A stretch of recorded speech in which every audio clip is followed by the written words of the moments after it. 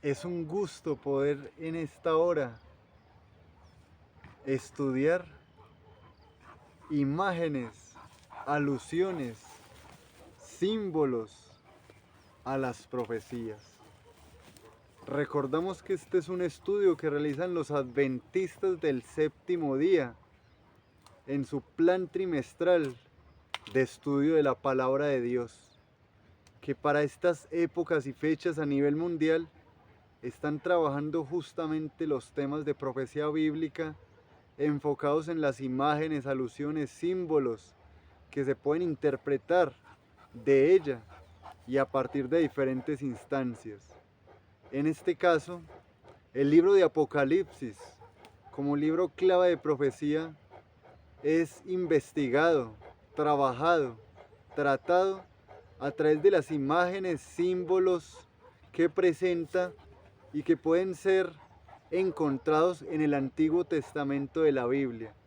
Justamente para esta semana, los adventistas del séptimo día a nivel mundial están encontrando en el libro de los Salmos algunas referencias a lo que describe el capítulo 14 de Apocalipsis con respecto a los que van a pertenecer al pueblo de Dios en los tiempos finales de la historia de esta tierra.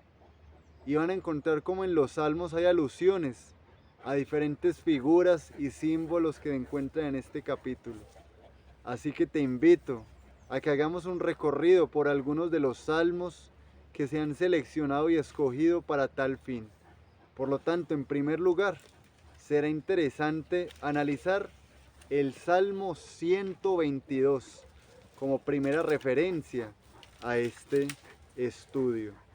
Qué interesante sería para ti saber en primer lugar cómo comienza Apocalipsis 14 para tener el contexto y adentrarnos ahora sí en este primer salmo. Así que te lo digo, Apocalipsis 14:1 nos menciona lo siguiente, que entonces Juan, quien escribe el Apocalipsis, vio que sobre el monte Sión estaban 144,000 con el nombre del Padre y el nombre del Cordero escrito en sus frentes.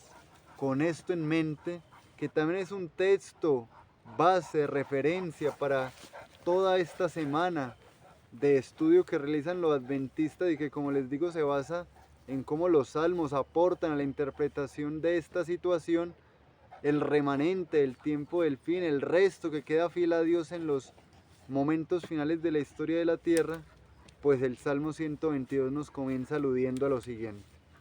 Yo me alegré con los que me decían, a la casa de Jehová iremos. Nuestros pies estuvieron dentro de tus puertas, Jerusalén. Jerusalén, que ha sido edificada como una ciudad que está bien unida entre sí. Allá subieron las tribus de Yah, conforme al testimonio dado a Israel, para alabar el nombre de Jehová, porque allá están las sillas del juicio, los tronos de la casa de David.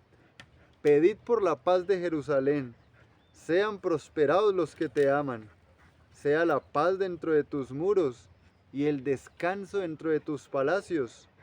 Por amor de mis hermanos y mis compañeros, diré yo, la paz sea contigo. Por amor a la casa de Jehová nuestro Dios, buscaré tu bien. Un salmo muy interesante específicamente porque se alude a David como el autor de este salmo.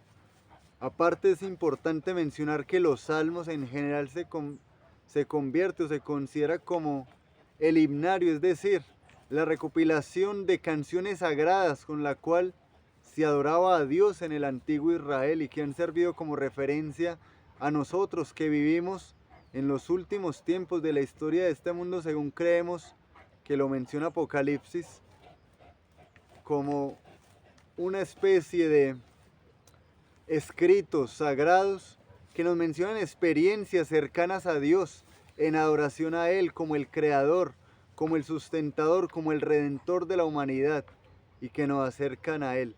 Específicamente el autor de este salmo que mencionamos es David. Vivió diferentes experiencias como profeta, como cantor, como seguidor de Cristo, como rey de Israel, que nos pueden aportar a nuestro crecimiento. Y algo básico de lo que podemos hablar así de inicio es el tema de Jerusalén. Si queremos buscarlo en un contexto geográfico de la situación de este lugar, este espacio en este mundo llamado Jerusalén, podríamos decir que es lo que correspondió en su tiempo al nombre de Palestina. En los tiempos del antiguo Israel, según la Biblia y el Antiguo Testamento, este lugar llamado Jerusalén fue un lugar que fue conquistado por los hijos de Jacob, justamente los israelitas, y que se lo arrebatan a los jebuseos. Eso lo mencionan allá en los libros de Josué y Jueces en estas guerras de aquel momento. Se convirtió prácticamente en un lugar muy importante, una fortaleza para el pueblo de Israel, el pueblo de Dios. Y específicamente con David se convierte también como en el centro de su hábitat, de sus operaciones también como rey. Y claro que sí, en un sentido espiritual tendría el mismo significado. Es más, el mismo Salmo 48.2, por mencionar aquí otro salmo tal vez que se viene a la mente y que es importante en esta contextualización que estamos haciendo de Jerusalén, se menciona también al monte Sión. Y aquí justamente quiero hacer entonces la siguiente acotación o anotación. Se dice que justamente al oeste de lo que podríamos llamar la vieja Jerusalén se encontraba un monte. A ese monte finalmente se le denominó el monte Sión y hace referencia justamente a ese lugar de reunión de Dios con su pueblo, cercano allí, entre los que lo adoraban, entre los que lo servían. Más adelante también se habla del monte Moria, donde finalmente se erige el templo de Jerusalén y se convierte también en una alusión directa a lo que bíblicamente te voy a comentar y que puede impactar tal vez tu vida porque jamás lo habías escuchado. Resulta que como adventistas del séptimo día proclamamos que existe un santuario en el cielo. ¿Cómo así? Claro, un lugar bien interesante donde están las operaciones, el centro de trabajo de Dios y donde Cristo ministra en favor de su pueblo. Libros bíblicos como el de Hebreos, libros como el de Daniel y el mismo Apocalipsis. Y obviamente no podemos dejar de lado los salmos que estamos repasando hoy, hacen alusiones a ese lugar celestial, el santuario. El libro de Éxodo menciona que Moisés, quien dirigió toda esa obra de construcción del santuario terrenal en el antiguo Israel, observó a través de un modelo lo que debía ser el santuario aquí en la tierra. Y el modelo claramente dice el libro de Hebreos en el capítulo 9, que es el santuario que está en el cielo, en el cual dice allí Pablo al escribir el libro de Hebreos, consideramos que Pablo es el autor del libro de Hebreos, dice que Jesús entró allí como sumo sacerdote, pero también a través de su expiación y con su propia sangre, no con sangre de machos cabríos, para realizar definitivamente esa obra en favor de la humanidad, para de una vez por todas terminar con el pecado.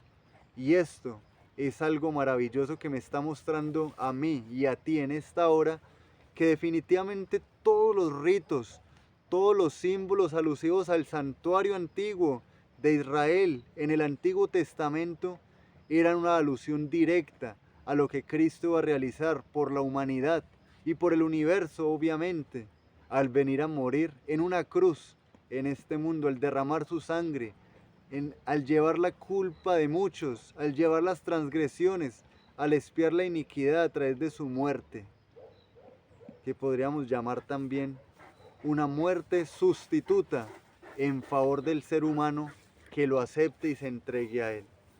Cada uno de los muebles que componían este santuario, cada una de las ceremonias, incluso de los que oficiaban como el sumo sacerdote, hacían una directa alusión a Cristo. Y algo muy bonito de resaltar en todo este tema del santuario es que justamente Dios manda erigir un santuario aquí en la tierra porque quería habitar con su pueblo. Y eso es justamente también a lo que alude la figura en el monte Sión, de esos 144.000 que llevan el nombre del Cordero y del Padre en sus frentes, el monte de reunión, el monte en el cual Cristo y Dios se encuentra con su pueblo fiel. Y hablando de fidelidad, interesante avanzar de una vez a otros dos salmos que queremos correlacionar en esta hora. Con respecto al Salmo 122 del que hablamos aquí en primer lugar, uno podría ir también al Salmo 5 y al Salmo 119 e investigar allí algún aspecto interesante acerca de lo que es finalmente el tema de los justos, como aparecen allí en Apocalipsis 14, o el tema de los impíos, que de alguna manera contrastan con esos justos en toda esa revelación profética de Apocalipsis capítulo que hemos mencionado, el 14, y que también aparecen en los salmos que a continuación vamos a mencionar. Y antes de hablar del Salmo 15 y Salmo 24 específicamente, para hablar de justos e injustos, píos e impíos, santos, pecadores y todo lo que tenga que ver con este tema, que va a ser importante aclararlo, es bueno saber que realmente aquellos que vivieron experiencias de cercanía a Dios como David nos muestran que definitivamente ese momento de adoración a Él, ese momento en el cual consagran su vida completamente a su causa, es impactante, es una experiencia transformadora y renovadora, y que de alguna manera no se puede dejar de lado aquí el tema concerniente a lo que es, de una vez por todas, aclarar el nombre de Dios, el nombre del Padre, que aparece como Dios en Apocalipsis 14, y el nombre del Cordero en la frente de esos santos que aparecen descritos en el monte Sión, 144.000 en los últimos días de la historia de esta tierra. ¿Qué quiere decir eso de nombre? ¿Qué quiere decir eso de que en sus frentes? ¿Qué quiere decir que es el nombre del Cordero, el nombre de Dios escrito allí? Pues bien, para poder descifrar estas situaciones nuevamente, y todavía haciendo aquí el paréntesis del Salmo 15 y 24 que he mencionado, que sigue a continuación, quiero transportarte nuevamente a Éxodo y decirte que allí, específicamente en el capítulo 33 y 34, se da una escena interesante en la historia del Moisés, que hemos hablado también aquí un poco de él. Y es que a Moisés se le permite ver la gloria de Dios, y Moisés pide ver justamente su gloria. Y aunque parece impactante ese tema de la gloria de Dios y se dice que nadie puede ver la gloria de Dios sin morir, es de resaltar que en el capítulo 33, verso 18 y 34, el 1 al 7 de Éxodo, la gloria de Dios termina siendo el carácter de Dios, es decir, su nombre, y es que es un Dios clemente, misericordioso, piadoso, santo, lento para la ira, grande en amor, y que guarda su pacto con millares, con los que lo aman realmente a Él. Y esto me indica a mí que finalmente este tema del carácter, el nombre de Dios escrito en las frentes de 244.000 que han alcanzado victoria en tiempos difíciles de la historia de la tierra, han recibido el carácter de Dios en sus vidas, en sus frentes, que están convencidos y han sido sellados, por utilizar ese término, con ese carácter de Dios en sus corazones finalmente. Y saben, bíblicamente y también basándonos inclusive en Salmos, vemos que en el Salmo 119, versículo 55, aparece que David, que también escribe este salmo, se levanta en la noche y dice que le dan deseos de alabar el nombre de Dios en la noche. Y dice allí que el nombre de Dios tiene que ver con sus mandamientos. Él se deleita en guardar los mandamientos de Dios, en tener el nombre de Dios. Dice que Él lo consume, ¿cierto? El deseo de guardar su ley, y que se siente bendecido por su ley, por sus justos juicios. Y así hace la relación entre ley y nombre. y no hay otra palabra para designar justamente el nombre de Dios como su gloria, su carácter, su forma de ser, que su ley. Porque su ley, se dice, es el trasunto del carácter de Él. Así como la ley es buena, Dios es bueno. Así como la ley es santa, Dios es santo. Así como la ley es justa, Dios es justo. Y eso sí que nos lo especifica también el libro de Romanos, de la Biblia, por mencionar allí este asunto.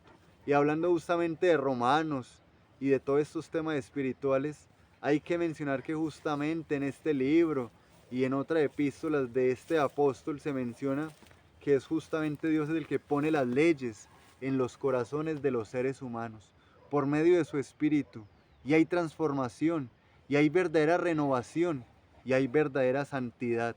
El cambio nunca puede venir de afuera, el cambio debe venir de adentro, del interior, de la transformación que solamente puede hacer Dios. Y aquí justamente me quiero detener aquí porque, como ya dijimos que tenemos que hablar del Salmo 15 y 24, pues me emociono de tener que contarte un poco acerca de lo que nos comparten estas dos porciones de las Escrituras y cómo las podemos relacionar con el tema de Apocalipsis 14. Los santos que llegan a los momentos angustiosos y críticos de la historia final de este mundo, que están de pie en el monte Sión como victoriosos, con el nombre del Cordero Jesús y Dios su Padre escrito en sus frentes. Salmo 15. ¿Quién habitará en tu santuario? ¿Quién residirá en tu santo monte?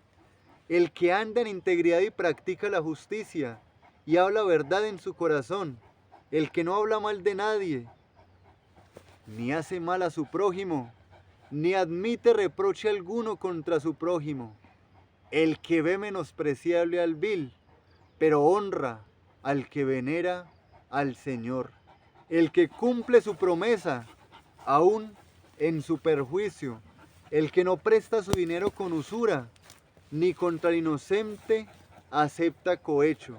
El que hace estas cosas no resbalará, no caerá jamás. Amén. Qué precioso salmo y qué introducción tan interesante. ¿Quién habitará con el Señor? ¿Quién residirá en tu santo monte? Ahí está la alusión justamente a Apocalipsis 14. El monte de Dios, el monte Sión. Y la respuesta es muy clara. Solamente los santos. Prácticamente aquí los perfectos.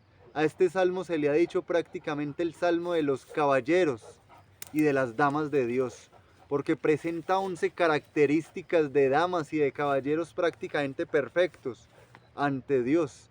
Obviamente David quisiera ser uno de ellos y los menciona inspirados, estas características, por Dios, por el Espíritu de Dios, quien le enseña estas verdades espirituales.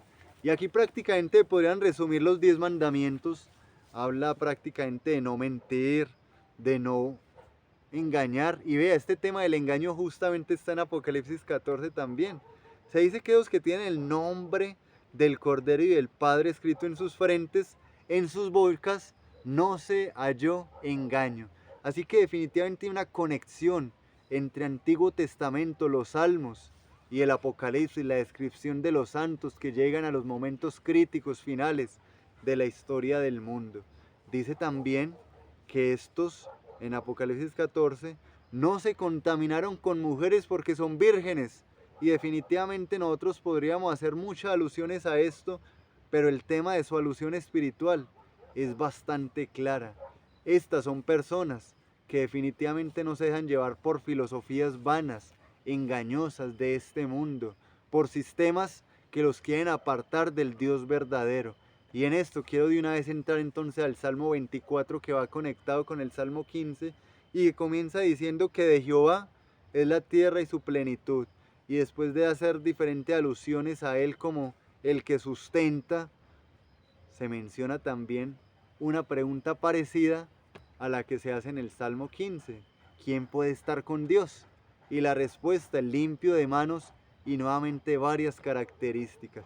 Ambos salmos prácticamente podríamos resumirlos que son personas que en una sola palabra demuestran integridad.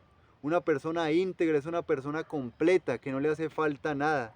Casi siempre cuando hablo de algo íntegro, me refiero por ejemplo a la alimentación y digo el pan integral, un pan que prácticamente te va a hacer bien porque tiene toda la fibra, todos los nutrientes y no le hace falta nada. Así son las personas que pueden entrar al santuario de Dios. Son esas personas que pueden habitar con Dios.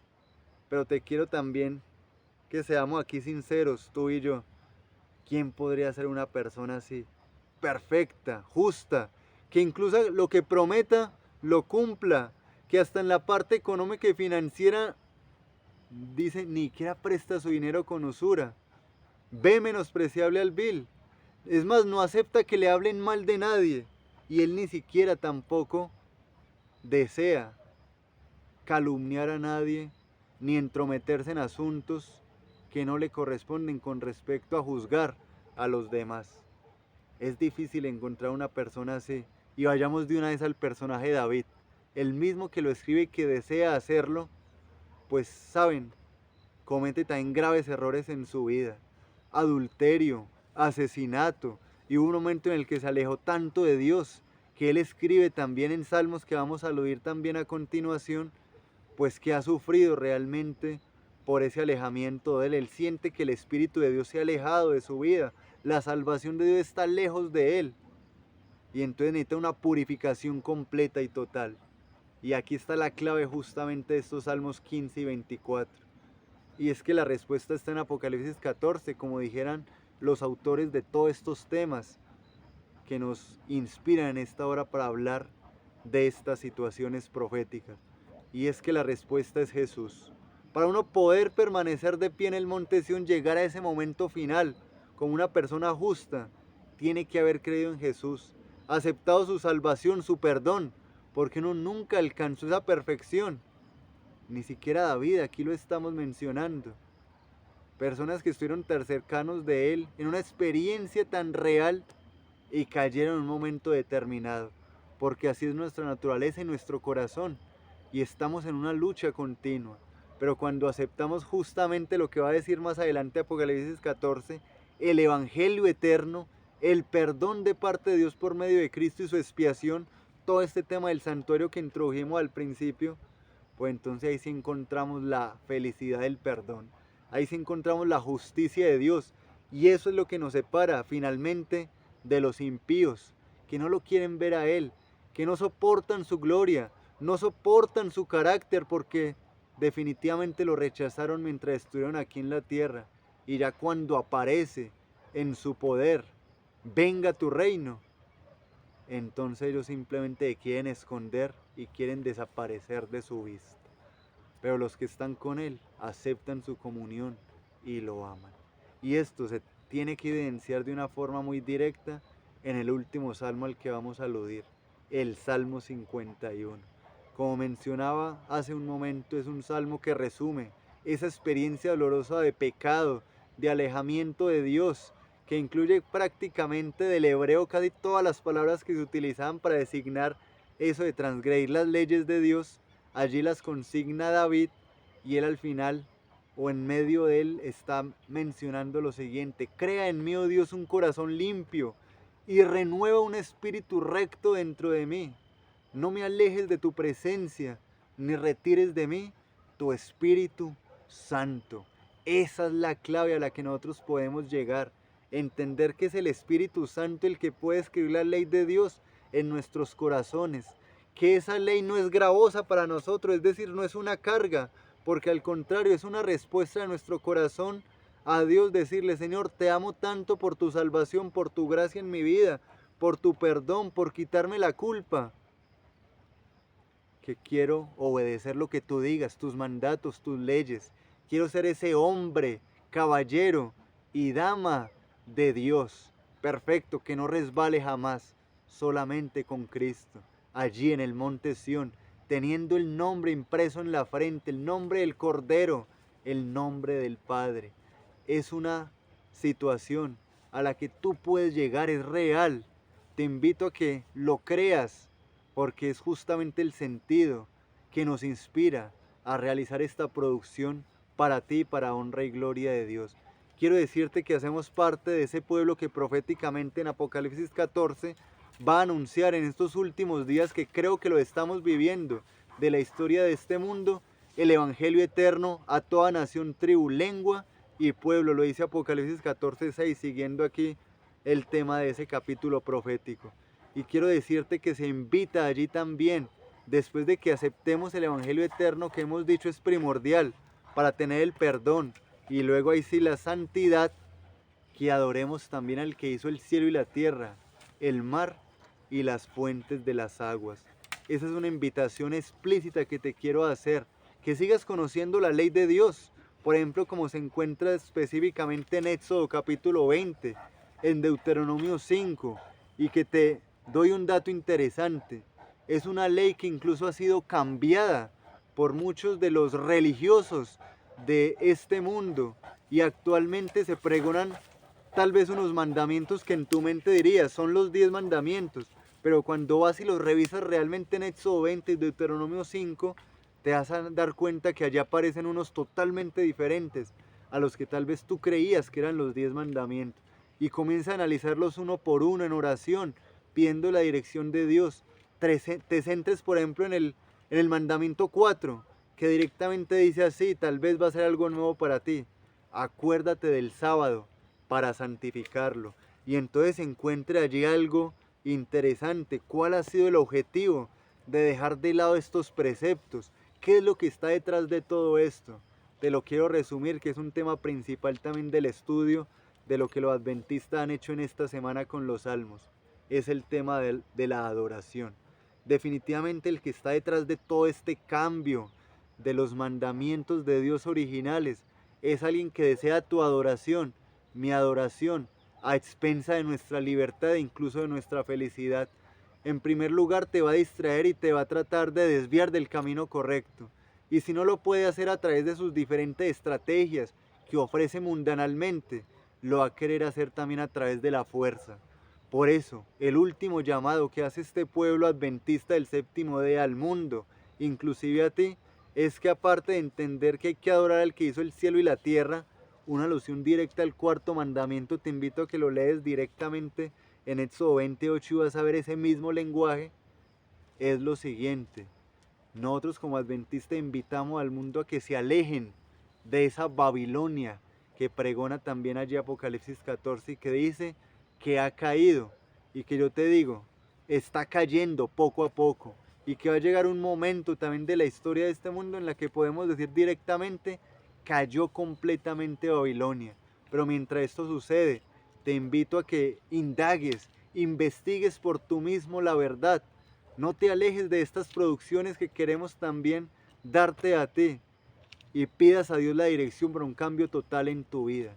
Este pueblo dice finalmente la última parte del capítulo de Apocalipsis 14, este pueblo que guarda los mandamientos de Dios y tiene la fe de Jesús, va a invitar a que todo el mundo adore realmente a Dios, que se aleje de una adoración a lo falso. Allí se menciona a la bestia, se mencionan falsos profetas, se mencionan poderes de este mundo, que en su momento vas a entender a qué hace alusión allí.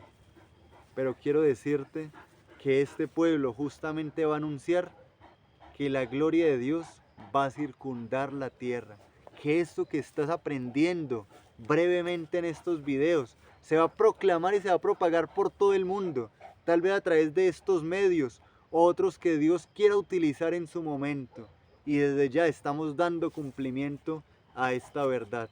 Te invito a que quieras consagrar tu vida a Dios y te invito a una oración.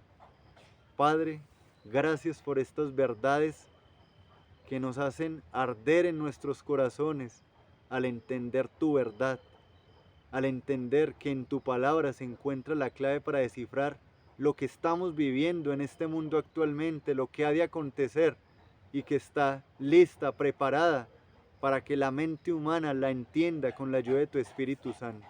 Que esto pueda llegar, Señor, a aquel que lo necesita y pueda tomar decisiones importantes en su vida. En el nombre de Jesús, amén. Y esa persona eres tú. Que el Señor te acompañe.